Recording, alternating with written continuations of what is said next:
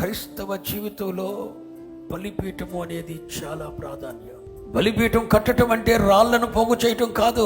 ఒక వ్యక్తి దేవునికి బలిపీఠం కట్టాడు అంటే అర్థం ఏంటో తెలుసా? దేవా, నేను నాకు కలిగిన సమస్తమును నీకు అంకితం అని అర్థమిస్తుంది. ఇక రెండోది ఏంటో తెలుసునా? నీ కొరకు ఏదైనా భూమి మీద పని చేయాల్సి వస్తే నేనున్నాను, నాకు కలిగినవి ఉన్నవి. ఇది అసలైన అర్థం.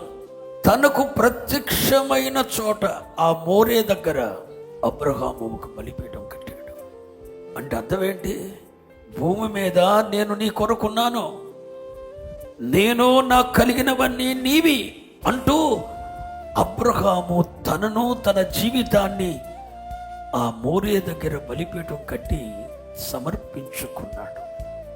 ఇప్పటికే నువ్వు రక్షింపబడి రక్షణార్థమైన బాప్తిస్మం పొంది నూతన జన్మ అనుభవం పొంది 5, 10, 15, 20 సంవత్సరాల పైన గడుస్తుందిగా. ఒక్కసారైనా బలిపీఠం కట్టిన దాఖలాలు నీ జీవితంలో ఉన్నాయా? నిన్ను నీవు దేవునికి సమర్పించుకున్నావా?